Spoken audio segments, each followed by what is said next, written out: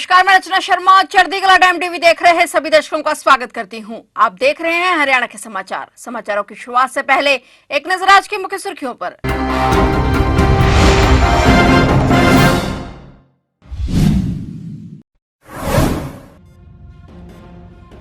Shambhu border पर आज फिर स्थिति हुई थी तनावपूर्ण। हरियाणा पुलिस ने किसानों पर वाटर कैनन और आंसू गैस के गोले दागे। शंभू बॉर्डर से वापस लौटा किसानों का जत्था।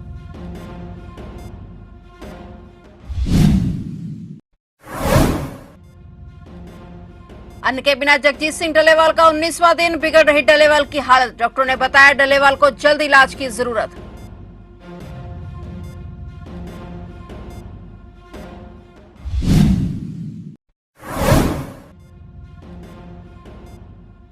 हरियाणा सरकार का बड़ा ऐलान, सड़क दुर्घटना में घायलों के लिए मुफ्त इलाज। 1.5 लाख रुपए का मुफ्त इलाज कराएगी सरकार। घायलों को सरकार ने दी बड़ी राहत।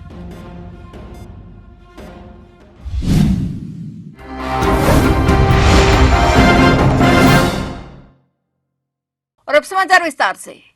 हरियाणा पंजाब के शंभू बॉर्डर से किसानों का आज दिल्ली कूच शुरू होते ही शंभू बॉर्डर पर स्थिति तनावपूर्ण हो गई। 101 किसानों का जत्था दिल्ली रवाना होने के लिए जब शंभू बॉर्डर पर पहुंचा तो उससे पहले ही उन्हें रोकने के लिए हरियाणा पुलिस ने बैरिकेडिंग कर रखी थी। इस बीच एक बार फिर किसान और पुलिस के आमने सामने आते ही माहौल तनावपूर्ण हो गया। किसानों और पुलिस में फिर से बहसबाजी हुई, जिसके बाद पुलिस ने किसानों पर वाटर कैनन और आंसू गैस के गोले दागे। पुलिस एक्शन में कई किसान घायल हो गए और पुलिस का कहना है कि अगर दिल्ली कुछ करना है तो परमिशन लेकर आओ, वरना प्रशासन उन्हें आगे जाने नहीं दे सकता। बता दें कि इससे पहले 2 बार हरियाणा पुलिस किसानों को बॉर्डर से रोक चुकी है और अंबाला के डीसी और एसपी भी किसानों से बातचीत के लिए पहुंचे थे। वहीं प्रशासन द्वारा सख्ती दिखाने पर एक बार फिर किसानों के जत्थे को शंभू बॉर्डर से वापस लौटना पड़ा। किसान नेता सरवन सिंह बंदे ने किसानों के जत्थे को वापस लौटने के आदेश दिए।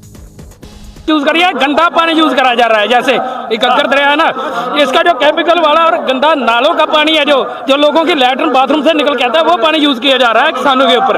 एक गोला जड़ा हैगा किने दा की बहुत जहरीला है। अथरू का ऐसा गोला है जी तारे सामने ही है। ये तो देखो ना, जे सरकार पैदल जा रहे हैं ना, पैदल जा रहे तो की मुश्किल है। केड़े टैंक लेके जा रहे किसान। कदे तो साडे ट्रैक्टर टैंक सीगे, ट्रालियां टैंक सीगे, पर अज की है टैंक। ਅੱਜ ਸਾਡੇ ਕੋਲ ਤਾਂ ਕੁਝ ਵੀ ਨਹੀਂ ਹੈਗਾ, ਖਾਲੀ ਹੱਥੀ ਆ ਰਹੇ ਆ। ਤੇ ਅਸੀਂ 18 ਤਰੀਕ ਤੱਕ ਕਹਿੰਦੇ ਰੁਕ ਜਾਓ, ਕੀ ਗੱਲ ਕਹਿ ਰਹੇ ਨੇ? ਤੇ 18 ਤਰੀਕ ਤੱਕ ਦੀ ਜਾਂ ਤੇ ਹੋਵੇ ਕਿ ਸਾਲ ਤੋਂ ਨਾ 1 ਸਾਲ ਤੋਂ 10 ਮਹੀਨੇ ਤੋਂ ਕਹਿ ਰਹੇ ਕਿ ਕਿਸਾਨ ਪੈਦਲ ਆ ਜਾਣ। ਜੇ ਅੱਜ ਪੈਦਲ ਆ ਰਹੇ ਆ, ਕੀ ਸ਼ਰਤ ਆ, ਕੀ ਕਾਰਨ ਹੈ ਜਿਹੜਾ ਕਰਕੇ 18 ਤਰੀਕ ਕਹਿ ਰਹੇ ਆ? ਕੋਈ ਸਾਨੂੰ ਕੋਈ ਲੌਜਿਕ ਦੱਸ ਦੇਣ, ਕੋਈ ਰੀਜ਼ਨ ਦੇ ਦੇਣ ਤੇ ਅਸੀਂ 18 ਤਰੀਕ ਤੱਕ ਸੋਚੀਏ। ਸਰਕਾਰ ਉਹਦੇ ਵਾਸਤੇ ਕੋਈ ਫੈਸਲਾ ਕਰ ਲਓ, ਸਰਕਾਰ ਨੋਟੀਫਿਕੇਸ਼ਨ ਜਾਰੀ ਕਰ ਦੂਗੀ 18 ਤਰੀਕ ਤੱਕ। ਅਸੀਂ ਇੱਥੇ ਬੈਠਾਂਗੇ, ਅਸੀਂ ਇੱਥੋਂ ਵਾਪਸ ਚਲ ਜਾਵਾਂਗੇ। ਸਾਡਾ ਦਿੱਲੀ ਜਾਣਾ ਸਾਡੇ ਲਈ ਕੋਈ ਅਣਖ ਦਾ ਸਵਾਲ नहीं है। दिल्ली जाना साडे वास्ते इस करके है कि असीं दुनिया तक अपनी आवाज़ पहुंचाउणी चाहुंदे हां कि वेखो आ ਜਿਹੜੇ खाली हथे निहत्थे किसानां दे उत्ते अथरू गैस दे गोले ते वाटर कैनन ते पैलेट बंब ਜਿਹੜੇ चलाए जा रहे हैं। खनौरी बॉर्डर पर आज शनिवार को जगजीत सिंह डलेवाल की लगातार मॉनिटरिंग की जा रही है। डॉक्टरों की टीम ने बताया कि डलेवाल के शरीर में मैग्नीशियम, पोटेशियम और कैल्शियम की कमी हो गई है। इसके चलते अब उन्हें कभी भी साइलेंट कार्डियक अरेस्ट हो सकता है। खड़े होने पर उन्हें चक्कर आते हैं, उल्टियां हो रही हैं और यहाँ तक कि पानी भी अंदर नहीं जा रहा है। डलेवाल को संक्रमण होने का भी खतरा बढ़ गया है।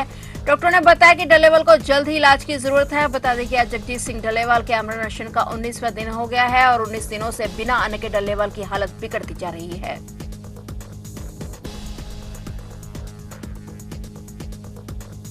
हरियाणा में किसान आंदोलन के चलते सरकार ने बड़ा फैसला किया है। सरकार ने अंबाला जिले में 4 दिन के लिए इंटरनेट सेवा को बंद कर दिया है। किसानों के दिल्ली कूच के ऐलान के बाद से सरकार ने यह फैसला लिया। इससे पहले एक दिन के लिए 6 दिसंबर को भी अंबाला में स्कूलों को बंद करने का फरमान सुनाया गया था। हरियाणा सरकार ने लॉ एंड ऑर्डर बिगड़ने की आशंका के चलते ये फैसला लिया है। बता दें कि आज किसानों के दिल्ली कूच से पहले सरकार ने अंबाला में इंटरनेट बंद कर दिया और सरकार द्वारा जारी आदेश के मुताबिक अंबाला के कुछ इलाकों में आज 14 दिसंबर सुबह से 17 दिसंबर तक इंटरनेट बंद रहेगा।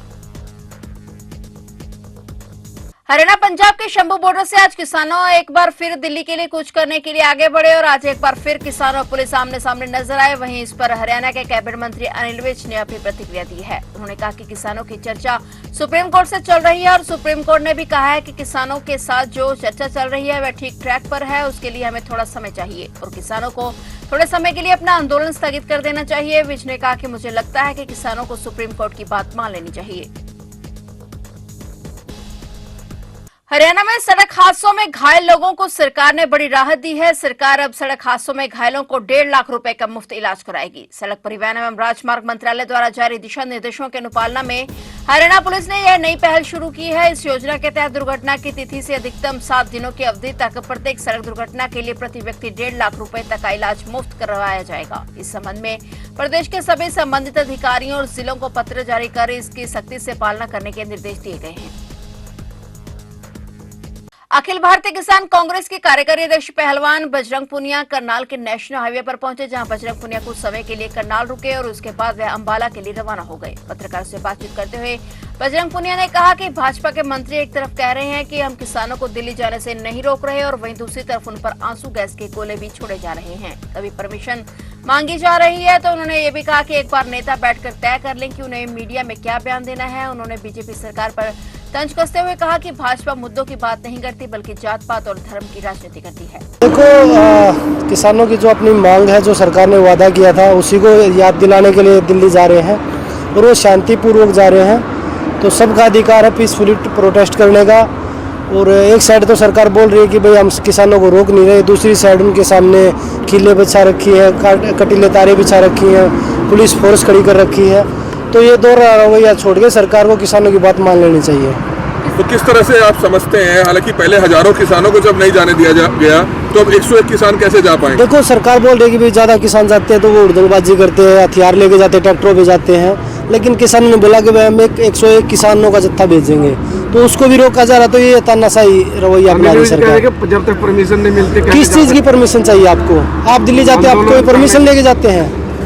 आप दिल्ली कोई जाते हैं, कोई हमारे मंत्री जाते हैं, उनके एक मंत्री का बयान और भी आया है कि भाई हम तो किसानों को नहीं रोक रहे।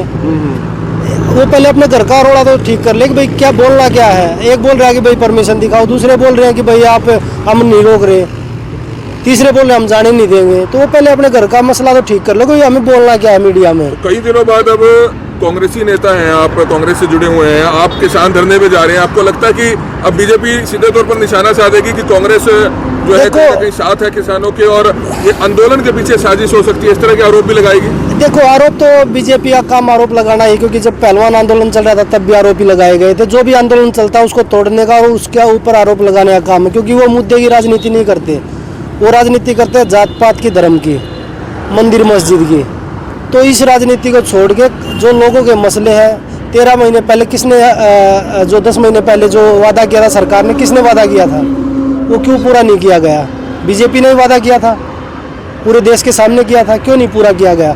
उसी को याद दिलाने के लिए किसान दोबारा से दिल्ली कूच कर रहे हैं। 101 किसान जब आगे बढ़ेंगे तो आप भी साथ बढ़ेंगे? बिल्कुल, जो किसानों का जो उधर कमेटी है, जो किसान भाई जो ड्यूटी लगाएंगे, वो बोलेंगे आपको आगे जाना है, 101 किसान जा रहे हैं, उनमें आपको भाग लेना है, तो हम उसमें भाग लेंगे। वैसे तो सरकार बोल रही है हम एक नेशन वन इलेक्शन कर रहे हैं, एक नेशन और वन MSP भी कर दीजिए पूरे देश में। जो किसान आज दुखी घूम रहे हैं उनको भी राहत मिलेगी। अगर किसानों को MSP मिलेगी, उनको अपनी फसलों का एक मिनिमम प्राइस मांग रहे हो, अगर वो मिलेगा तो वो क्यों रोड पे बैठेंगे? हरियाणा से राज्यसभा सीट के लिए भारतीय जनता पार्टी की उम्मीदवार रेखा शर्मा निर्विरोध निर्वाचित घोषित की गई हैं। राष्ट्रीय महिला आयोग की पूर्व अध्यक्ष रेखा शर्मा को निर्वाचन अधिकारी ने राज्यसभा सदस्य के रूप में निर्वाचन प्रमाण पत्र सौंपा। उनका कार्यकाल 2028 तक रहेगा। कांग्रेस ने हरियाणा के लिए प्रत्याशी नहीं उतारा। 90 सदस्यीय हरियाणा विधानसभा में भाजपा के 48 विधायक हैं, जबकि 3 निर्दलीयों का भी सरकार समर्थन है। ऐसे में भाजपा उम्मीदवारों की जीत तय होने के चलते कांग्रेस ने अपना उम्मीदवार नहीं उतारा। नाम वापसी की समय सीमा खत्म होने के साथ ही रेखा शर्मा को निर्विरोध निर्वाचित घोषित कर दिया गया। उन्हें जीत का सर्टिफिकेट दिए जाते समय शिक्षा मंत्री महिपाल ढांडा और पूर्व विधानसभा अध्यक्ष ज्ञानचंद गुप्ता भी मौजूद रहे।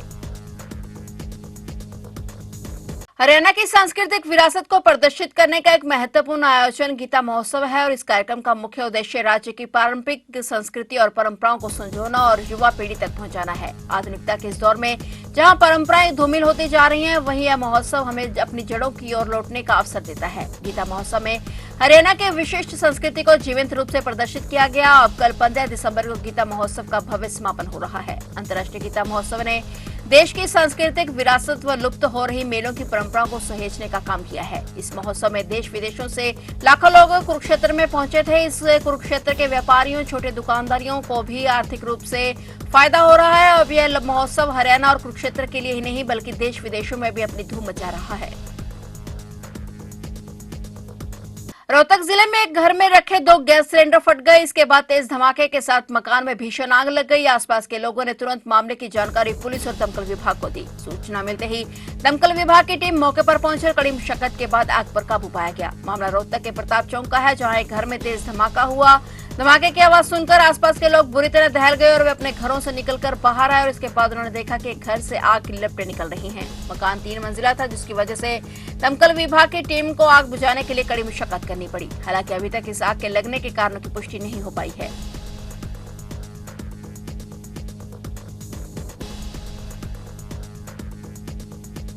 उत्तर पश्चिम से हरियाणा की तरफ आ रही पहाड़ी हवाओं के कारण राज्य शीतलहर की चपेट में है। मौसम विभाग ने प्रदेश के 17 जिलों में शीतलहर का अलर्ट जारी किया है। हालांकि धूप खिलने से तापमान में मामूली बढ़ोतरी हुई है। रात के न्यूनतम तापमान में औसतन 2 डिग्री की बढ़ोतरी हुई है और इसके बाद भी यह सामान्य से 2 डिग्री कम है। हिसार में लगातार तीसरे दिन पारा 2 डिग्री से नीचे रहा। मौसम विभाग ने प्रदेश के 17 जिलों में और 14 और 15 दिसंबर को शीतलहर का येलो अलर्ट जारी किया है। मौसम वैज्ञानिकों के अनुसार 16 दिसंबर से शीतलहर से राहत मिलने की उम्मीद है। हरियाणा में बढ़ती शीतलहर को देखते हुए 17 जिलों में शीतलहर का येलो अलर्ट जारी किया गया है, जिनमें पंचकुला, अंबाला, कुरुक्षेत्र, कैथल, करनाल सहित कई जिले शामिल हैं।